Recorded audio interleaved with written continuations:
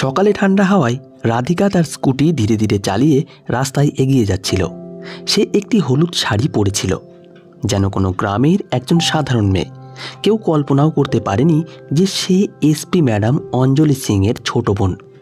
সেদিন সে তার এক বান্ধবীর বিয়েতে যাচ্ছিল।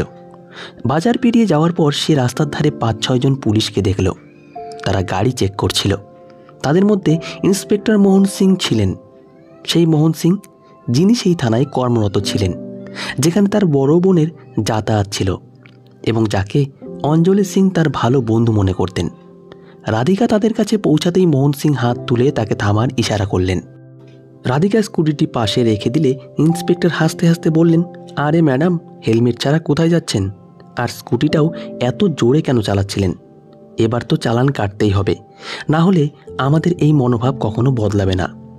রাধিকা বিনয়ের সঙ্গে বলল, স্যার দুঃখিত, আমি তাড়াহুড়োতে ছিলাম, তাই হেলমেট নিতে ভুলে গেছি। কাছেই একটি বিয়েতে যাচ্ছি, ছেড়ে দিন না। আর আমি স্কুটি জোরে চালাইনি, মাত্র 30 কিলোমিটার গতিতে ছিলাম। কিন্তু ইন্সপেক্টর মোহন সিং রেগে গেলেন। তুই আমাদের শেখাবি আইন কি? বেশি বক বক করিস না, যা বলছি তাই মান। বেয়াদব মেয়ে, বড্ড বাড়াবাড়ি করছিস। এই বলে তিনি রাগে রাধিকার গালে একটি জোরে থাপ্পড় মারলেন। তখনও তিনি জানতেন না যে এটি কোনো সাধারণ মেয়ে নয়, বরং এসপি অঞ্জলি সিংয়ের ছোট বোন। আশেপাশে কিছু লোক ভিড় করে তামাশা দেখতে লাগলো, কিন্তু কেউ এগিয়ে কিছু বলার সাহস করছিল না। ইন্সপেক্টর চিৎকার করে বললেন, তোর রাস্তা নাকি? যখন খুশি স্কুটি বের করে নিলি। বেশি নাটক করিস না, নইলে এখনই জেলে পাঠিয়ে দেব।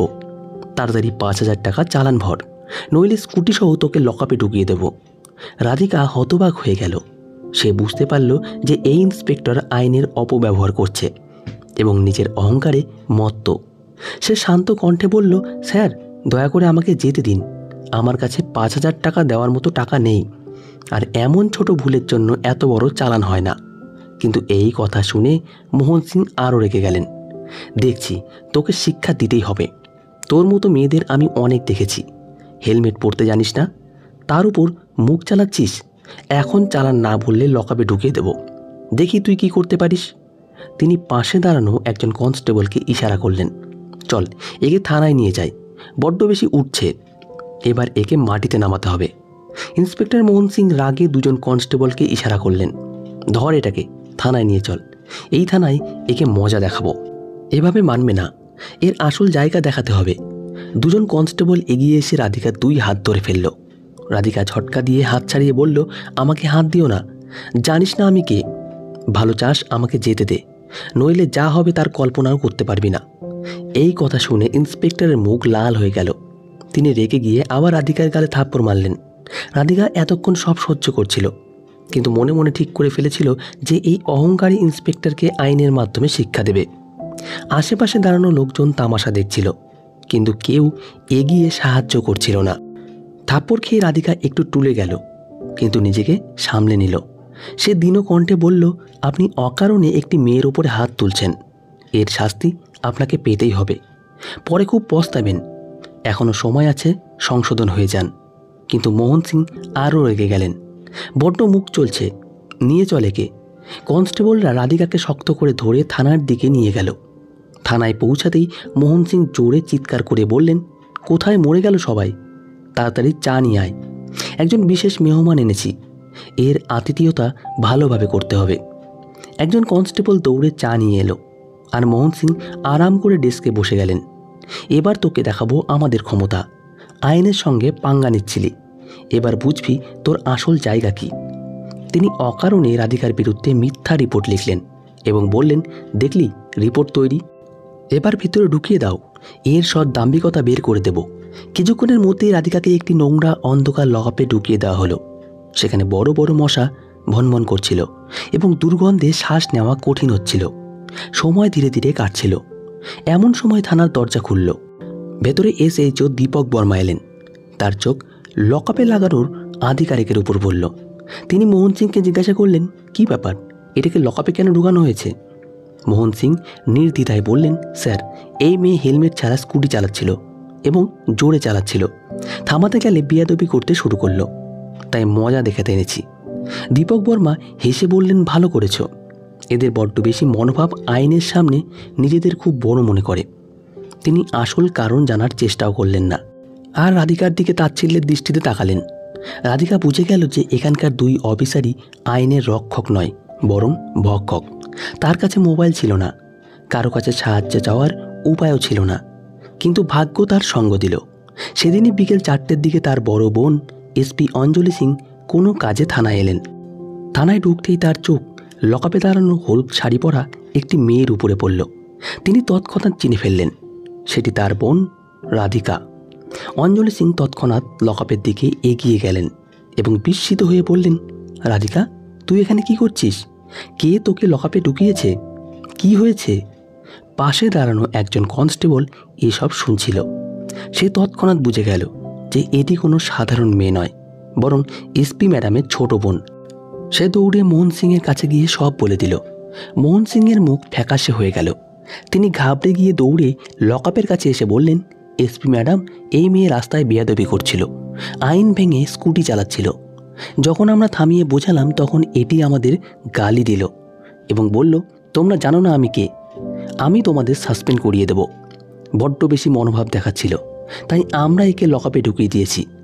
অঞ্জলি সিংয়ের মুখে রাগে লাল হয়ে গেল। এটি আমার ছোট বোন, আর আপনি যা করেছেন তা একেবারে ভুল। এই কথা শুনে মোহন সিংয়ের হাত পা কাঁপতে লাগলো। তিনি তৎক্ষণাৎ হাত জোর করে বললেন, ম্যাডাম, এটি আপনার বোন, আমি জানতাম না, মাফ করে দিন, আর কখনো এমন হবে না। আমি ভেবেছিলাম এটি কোনো গ্রামের সাধারণ মেয়ে, তাই গ্রেপ্তার করে ফেলেছি।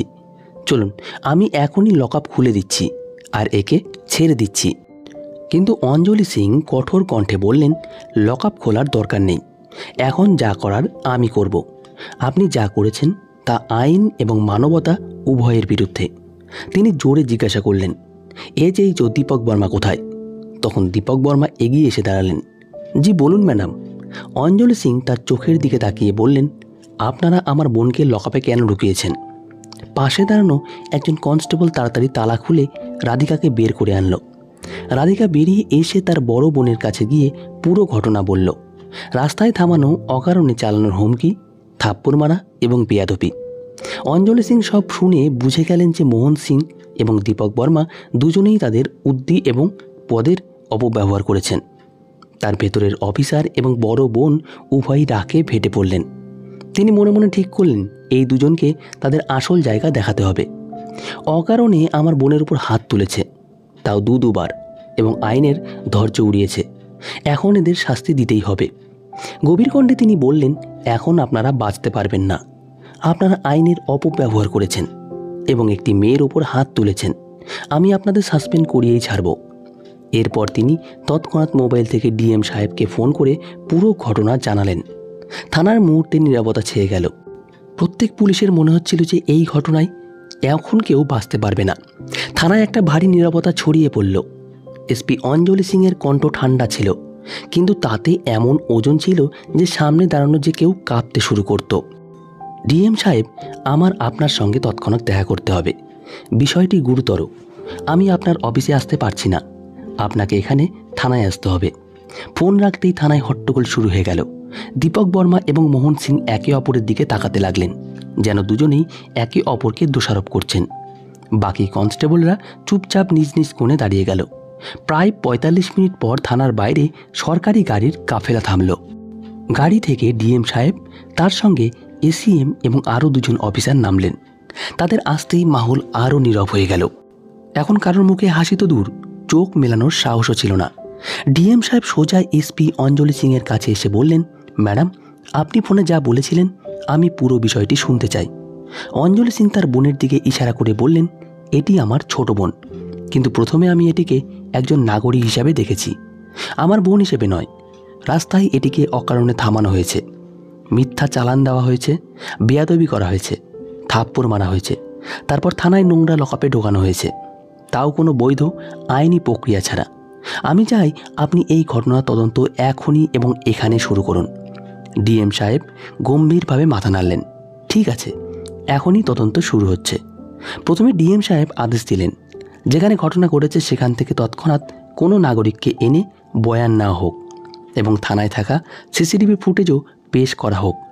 থানার একজন কনস্টেবল আসতে বলল, স্যার, ঘটনার সময় রাস্তায় কিছু লোক মোবাইলে ভিডিও করছিল, তাদের তাড়াতাড়ি ডেকে আনুন। 2 ঘন্টার মধ্যে 3 জন লোক থানায় পৌঁছালো। তাদের মধ্যে একজন বয়স্ক দোকানদার ছিলেন। তিনি স্পষ্ট বললেন, আমি নিজের চোখে দেখেছি মেয়েটি স্কুটি ধীরে চালাচ্ছিল। হেলমেট ছিল না এইটা ঠিক, কিন্তু সে কারোর সঙ্গে বেয়াদবি করেনি। উল্টে ইন্সপেক্টর সাহেব তাকে জোরে থাপ্পড় মেরেছেন এবং খুব খারাপ কথা বলেছেন। দ্বিতীয় সাক্ষী একজন কলেজ ছাত্র মোবাইলে তোলা ভিডিও দেখালো। ভিডিওতে স্পষ্ট দেখা যাচ্ছিল মোহন সিং রাধিকাকে থাপ্পড় মারছেন, 5,000 টাকা চালানোর হুমকি দিচ্ছেন এবং আশেপাশের লোকজন দেখছে। তৃতীয় সাক্ষী একই বয়ান দিল। ডিএম সাহেব মোহন সিংয়ের দিকে তাকিয়ে বললেন, গ্রেপ্তারের কি কারণ লিখেছেন? মোহন সিং ঘাম মুছতে মুছতে বললেন, স্যার, এটি আমাদের গালি দিয়েছে এবং হুমকি দিয়েছে। ডিএম তৎক্ষণাৎ টোকা দিয়ে বললেন, এই অভিযোগ প্রমাণ করার জন্য আপনার কাছে কি প্রমাণ আছে? মোহন সিং নীরব হয়ে গেলেন। এবার থানার সিসিটিভি ফুটেজের পালা। ফুটেজে দেখা গেল রাধিকাকে কোনো জিজ্ঞাসাবাদ ছাড়াই সোজা লকআপে ঢোকানো হচ্ছে। মোহন সিং এবং দীপক বর্মা দুজনে মিলে হাসতে হাসতে কথা বলছেন এবং কোনো লিখিত বয়ান বা গ্রেপ্তারের কাগজ তৈরি করা হয়নি। ডিএম ফুটেজ থামিয়ে বললেন, এটি সম্পূর্ণ অবৈধ হেফাজত। ভারতীয় দণ্ডবিধি এবং পুলিশ অ্যাক্টের অধীনে এটি গুরুতর অপরাধ। ডিএম দীপক বর্মাকে জিজ্ঞাসা করলেন, এসএইচও সাহেব, থানার প্রধান হিসেবে আপনার দায়িত্ব ছিল যে কোনো নাগরিকের সঙ্গে আইন অনুযায়ী ব্যবহার করা। আপনি ব্যবস্থা কেন নেননি? দীপক বর্মা অনিচ্ছায় বললেন, স্যার, আমি ভেবেছিলাম ইন্সপেক্টর ঠিক আছে এবং মেয়েটি সত্যিই বেয়াদবি করেছে। ডিএম তীক্ষ্ণ দৃষ্টিতে তাকিয়ে বললেন, ভাবা আইনের ভিত্তিতে নয়, প্রমাণ এবং প্রক্রিয়ার ভিত্তিতে চলে। আপনি না তদন্ত করেছেন, না থামানোর চেষ্টা করেছেন। এর মানে আপনি এই অবৈধ কাজে সমানভাবে অংশীদার। প্রায় 3 ঘন্টার জিজ্ঞাসাবাদ, সাক্ষী বয়ান এবং প্রমাণ পরীক্ষার পর ডিএম সাহেব তার রায় ঘোষণা করলেন। ইন্সপেক্টর মোহন সিং এবং এসএইচও দীপক বর্মা দুজনকেই তাৎক্ষণিকভাবে সাসপেন্ড করা হলো। তাদের বিরুদ্ধে বিভাগীয় তদন্ত এবং আইপিএসসির ধারা 323 মারপিট, 441 অবৈধভাবে আটকানো এবং 167 আইনের বিরুদ্ধে কাজের অধীনে মামলা দায়ের করা হবে। দায়ের উপস্থিত সব পুলিশ প্রথমবার দেখল যে উর্দি পরা ব্যক্তিরাও আইনের সামনে নত হতে পারে। মোহন সিং এবং দীপক বর্মার মুখ ফ্যাকাশে হয়ে গেল এবং তারা মাথা নিচু করে নীরবে দাঁড়িয়ে রইল। অঞ্জলি সিং তার বোনের দিকে তাকালেন। তার চোখে গর্ব এবং উদ্বেগ দুটোই ছিল। বোন, আজ তুই অনেক কিছু সহ্য করেছিস, কিন্তু তুই কোনো অন্যায় দাবির কাছে মাথা নত করে চুপ থাকিসনি। এই সাহসী একজন সাধারণ নাগরিকের থাকা উচিত। রাধিকা হালকা হেসে বলল, দিদি, আজ বুঝলাম আইনের সঠিক ব্যবহার কতটা জরুরি এবং ভুল হাতে পড়লে কতটা বিপজ্জনক। ডিএম সাহেব চলে যাওয়ার সময় বললেন, এই ঘটনা পুরো জেলার অন্য একটি দৃষ্টান্ত হয়ে থাকবে যে আইন সবার জন্য সমান, সে পুলিশ হোক বা সাধারণ নাগরিক। সেদিনের পর থেকে সেই থানায় প্রতিটি পুলিশের ব্যবহারে পরিবর্তন দেখা গেল। কেউ অকারণে চালান কাটা বা হুমকি দেওয়ার সাহস করতো না, কারণ সবাই দেখে ফেলেছিল যে আইনের আয়না সবাইকে একইভাবেই দেখায়। তো বন্ধুরা, আজকের ভিডিওটি এখানেই শেষ করছি। বন্ধুরা, যদি এই ভিডিওটি আপনাদের পছন্দ হয়ে থাকে তাহলে দয়া করে একটি লাইক দিন। অনেকেই নিয়মিত ভিডিও দেখেন কিন্তু এখনও সাবস্ক্রাইব করেননি। দয়া করে চ্যানেলটি সাবস্ক্রাইব করুন। ভিডিওটি শেষ পর্যন্ত দেখলে কমেন্টে লিখে জানান কেমন হয়েছে, যাতে বুঝতে পারি কতজন সম্পূর্ণ দেখেছেন। ততক্ষণের জন্য ধন্যবাদ। দেখা হচ্ছে আবার একটি পরবর্তী ভিডিওতে।